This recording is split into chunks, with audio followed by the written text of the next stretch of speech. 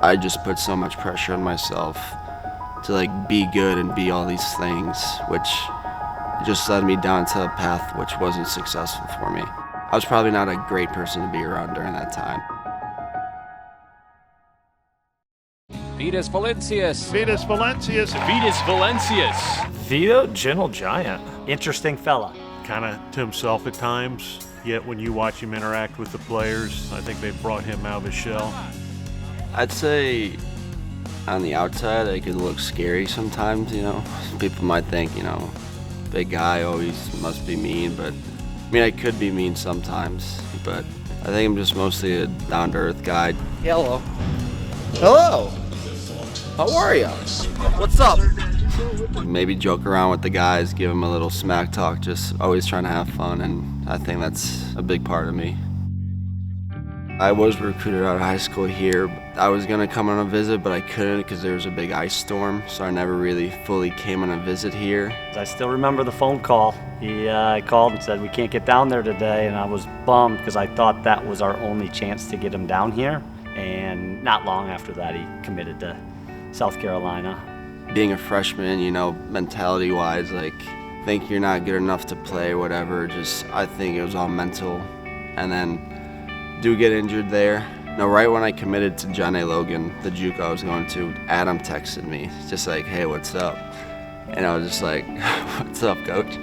Just wanted to open the dialogue again to see where his head was and what he was thinking, and I felt like we had a decent relationship and just wanted to kind of see what happened, where he's at, what his thoughts were on his next steps. I was rehabbing in the fall, wasn't even playing, haven't played in about a year and a half, and Adam's like, you want to come on that visit now? And I was like, yeah, let's do it. He was a great kid. I saw him when he was younger over at Grand Park in Indy one time, and I think the ball's still going that he hit. So there was a lot of potential there. He just needed to believe in himself.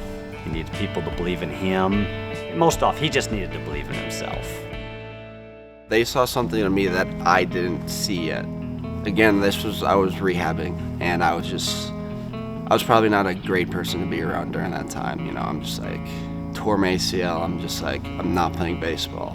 It's tough, but going JUCO is one of the best decisions of my life because I loved it there every day. From the first day to now, he's different in how he processes the work, the failures of the game. Well, I think me and Vito connect because some of the struggles he was going through, I went through as a player as well, and it's why I became a coach, because I wanted to help people get through those hard times. For the longest time, those 2 years, or even high school senior year, like, I just put so much pressure on myself to like be good and be all these things, which just led me down to a path which wasn't successful for me. I think he always tried to prove himself. He didn't realize how good he was and just be himself and let it come out. He was always trying to prove himself to others versus just being Vito. So then when I came here, well, my first year, it went well. We won a Big Ten, you know, hit a couple home runs, but I was getting there, but I didn't have that mental part yet, understanding the game and what it means. That's been kind of my biggest goal with Vito. Just help him through the valleys, because there's a lot and it happens to everybody. And that's a huge part of the game all the way up to the big leagues, is the mental side and the understanding this game's hard. Between the ears, can you handle being 0 for 3 and your fourth at bat having the same confidence level? Because at the end of the day, that wins more than just skill or your technique. It's your ability to compete and be confident in who you are and what you've done to get here. Over this past fall break, Dan set us up with this mental coach that I've been talking to, and he changed my whole perspective on everything. I mean, I love talking to him, you know, if I go 0 for 4, if I go 4 for 4, it doesn't matter. I have to compete, just things like that. He's worked extremely hard on some things to help his confidence and to learn when he has tough times on the field, learn to get past that. It's been fun to watch him grow. The transformation of him, I think from last year to this year, is what I'm most proud of. Now, if you talk to him, you see him in the dugout, it's more about figuring out how the team wins than what he does, which is probably what I'm most proud of him about.